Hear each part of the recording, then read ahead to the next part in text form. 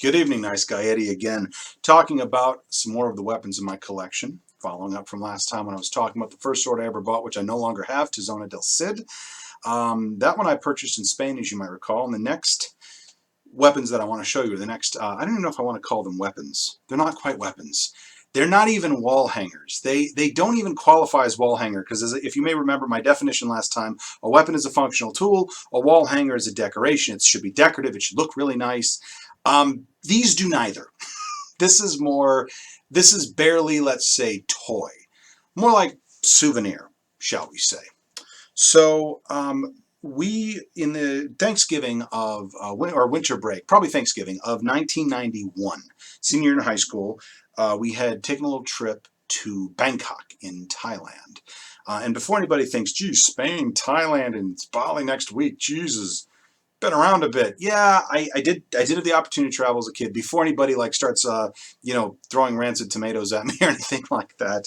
I do want to preface this by saying that we lived in that part of the world at the time.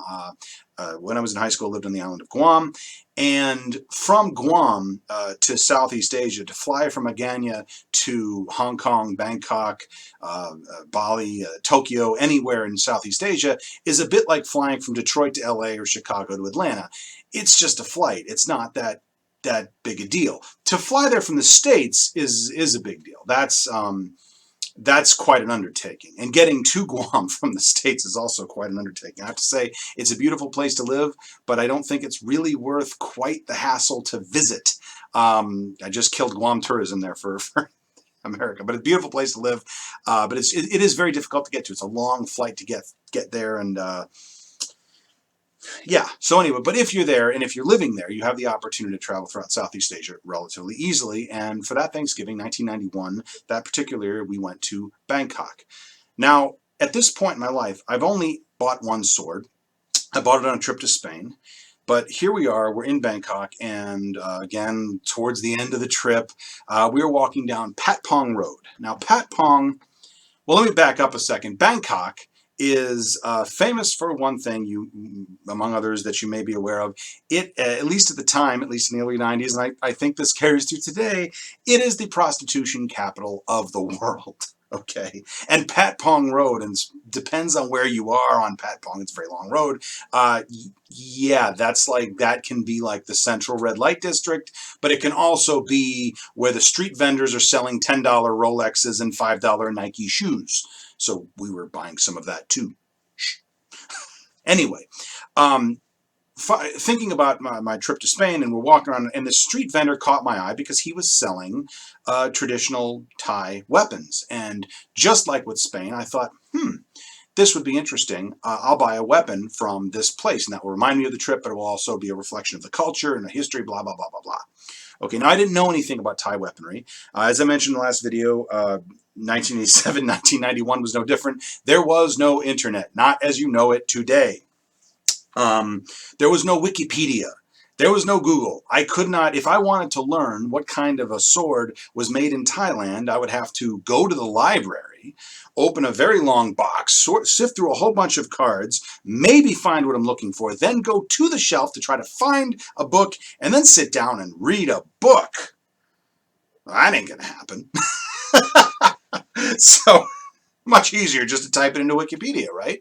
I tell you, kids these days, you guys have no idea how easy you have it.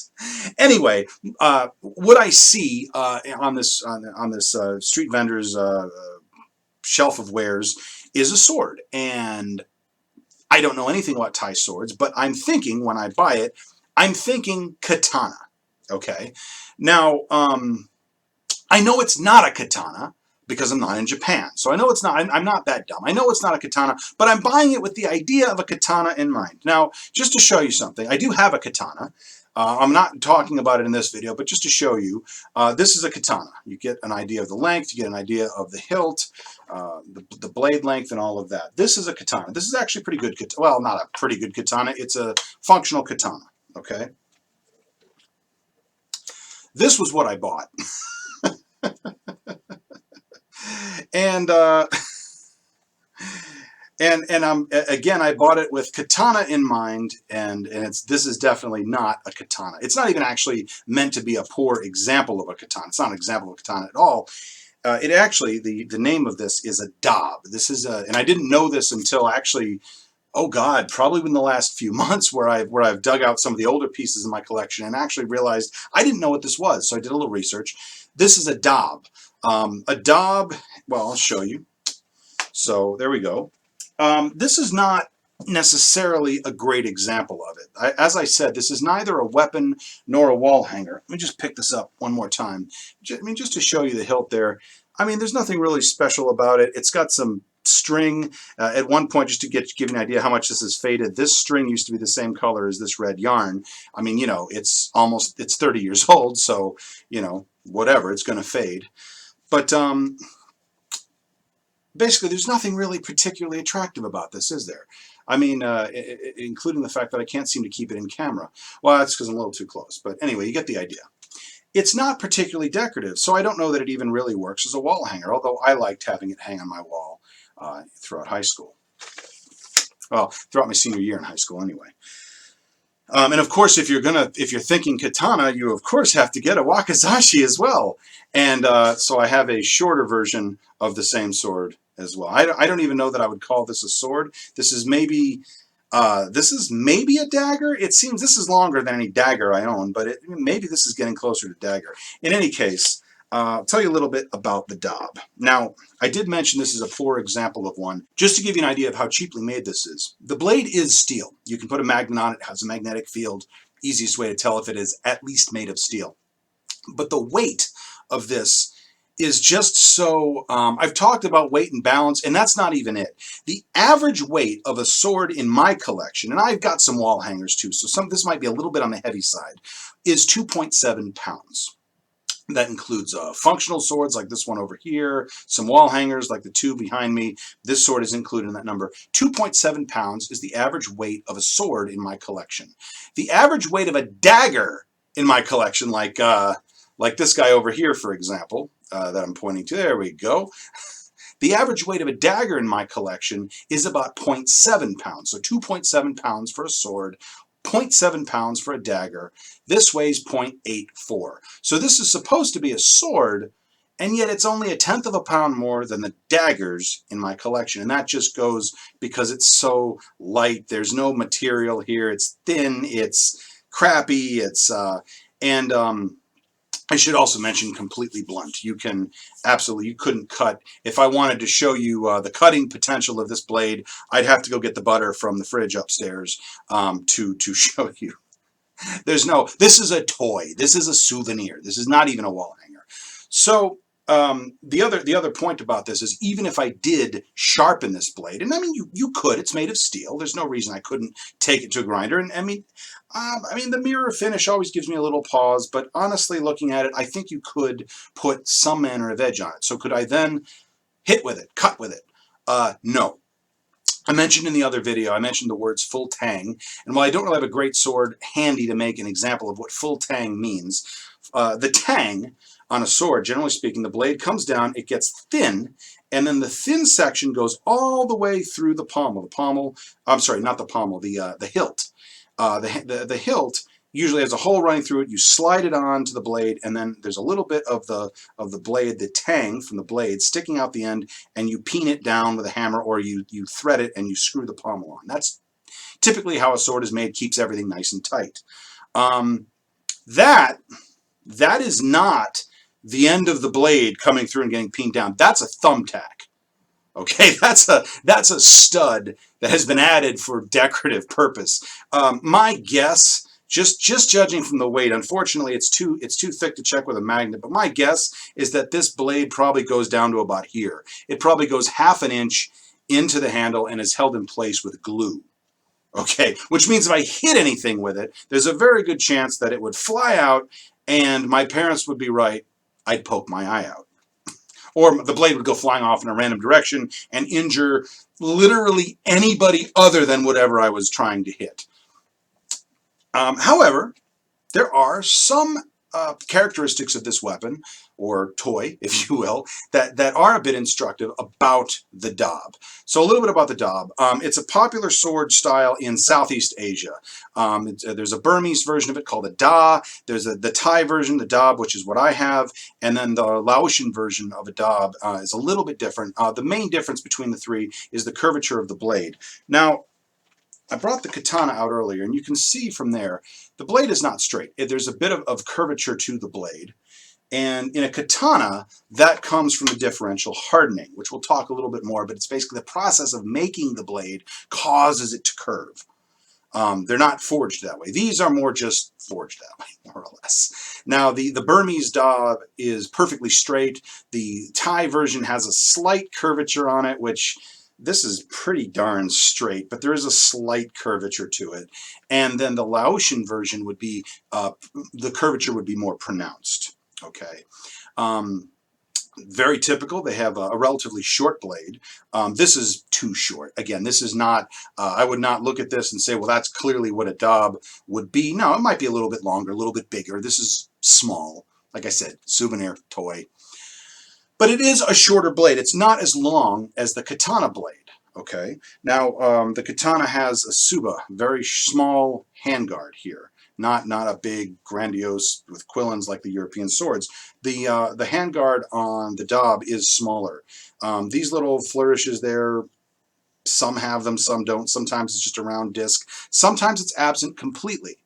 Sometimes there's no handguard on a Daab at all. But something like this, a very small, minimalist handguard, is very traditional. The carvings on the hilt itself, this is wood, and these circular carvings, and then the sphere and the conical part at the top, all very normal, average, ordinary ornamentation for this type of sword. Some are more ornate. But this is a very simple, you might see one very much having these features. Now, another thing you might notice, and if I hold it up, you know, I can have the blade in picture or I can have the hilt in picture. The hilt is very long relative to this short blade. Just to give you, again, to go back to the katana, just to give you an example. I measured this earlier. This katana blade is 29 inches long. And this, the handle of it, the hilt, is 11 inches long. So it's about a third of the blade length. Okay? And keep in mind that a katana is usually wielded two-handed. You can wield a katana one-handed. The most famous practitioner, Miyamoto Musashi, was famous for dual-wielding katanas. But nobody will teach you that these days. I don't want to say all, but most all of the traditional katana fighting styles are two-handed attack styles, two-handed fighting styles. But the Daab is a one-handed weapon. And that kind of makes sense. Now, you notice how long the handle is. The Daab is a one-handed weapon, but the handle could average, and is on average about half of the length of the blade. This is a 19-inch blade and a 10-inch hilt. And the smaller one is not very different. That's a 14-inch blade with an 8-inch hilt. So the fact that that the hilt is so long relative to the blade we'll ask the question: is this meant to be wielded two-handed? Is that why the hilt is so long? Well, why would I need to wield such a short blade two-handed? The answer is I wouldn't. So why the long hilt? And as near as I can tell, the only real, I'm not a HEMA practitioner, I've not been trained, but I've done a little bit of research. The nearest I can tell is that the fighting style involves a lot of twirling and also a lot of switching of hands. So you can be attacking here and switch hands. It's very fancy. I can't do it. And you might imagine that if you have a slightly longer handle, you know, you don't always switch this way. I mean, you can generally switch like this, but if you have more of a handle, it might make it a little bit easier to switch hands. So just something to think about. Interesting. You know, I thought it was an interesting piece. Again, I bought it with katana in mind, though, knowing that's not what it was. And again, so of course, katana, wakizashi, yeah, no. The other thing is I was fairly careless. In my haste, I ended up buying what I was intending to be a matched set, and they are very similar, but they're not the same. The the banding around it. This one, for example, up here has this extra band. This one doesn't. The handles are not exactly the same design. And I think if I could go back in time, I might give myself a tap on the shoulder and say, hey, mate, take your time, look very carefully, and if you're going to buy two, at least buy two that match. Just a thought. All right. Oh, one other thing about this sword, in particular, the larger of the two, this sword did manage to make it on stage. This sword was used as a prop in the 1991 Guam Symphony Orchestra's production of Pirates of Penzance. They were looking for swords. I had two. I offered them both up. I brought to Zona. They took a look at it. They said, nah, too Spanish, not really what we're looking for. Showed them this one. They said, yeah, we could use it. And this was the nursemaid's sword. The nursemaid character in the movie, or in the play, marched around with this sword. She didn't do any fighting with it. They said they're not going to be banging them together. I said that's good because this won't, this won't stand up to it. So anyway, that's my Daab from Thailand. Now I did pick up two other weapons on that trip, and this is where it gets a little bit dodgy because these are not weapons. Those are barely wall hangers. So, and again, when my parents rolled their eyes and said, that's really what you want to get? I said, well, I bought the sword from Spain. It'd be kind of cool to have. So they let it go. But these next two that I bought on the same trip, right on the same night, in fact, on Pat Pong Road. The first one was this knife.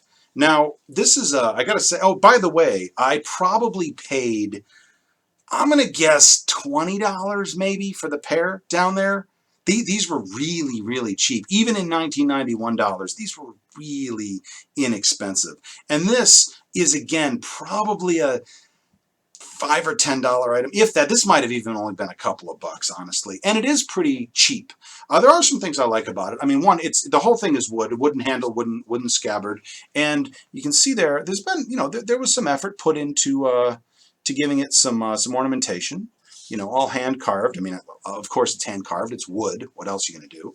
But so it caught my eye, and it was kind of nice.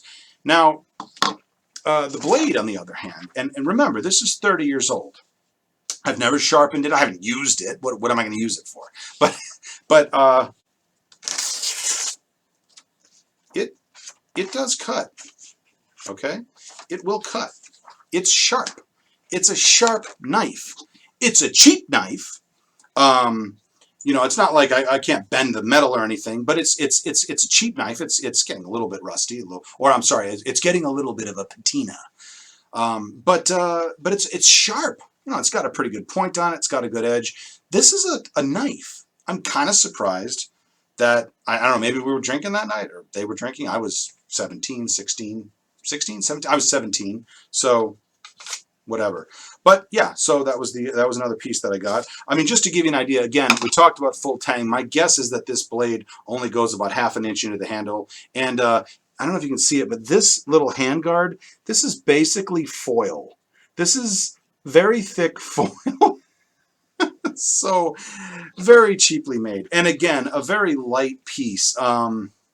I don't know if I have a weight on this, but again, you just feel it. There's nothing to it. It's a very cheap piece. But again, the scabbard, the woodwork on it kind of caught my eye. It's got a little belt loop. It looks tiny, but I did test that. The belt I'm wearing, I could actually wear this on my belt. Finally, the last piece that I bought on that trip was this little guy. I'd say, well, what is this little guy? It looks like a Groucho Marx cigar. No, is it a pen? Is it a makeup carrier, toothbrush holder? It's a piece of wood. It's got the woodworking, the actual wood carving on it is a bit less impressive than the other. It's like this was just an apprentice practice piece. Here, just make some slash marks. So what is this? Well, it's a pair of shanks. My parents let me buy a pair of shanks.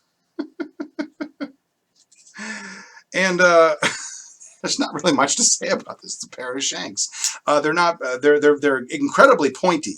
So I mean, if you're in a stabby mood, they definitely can come in handy. The actual blades themselves don't cut.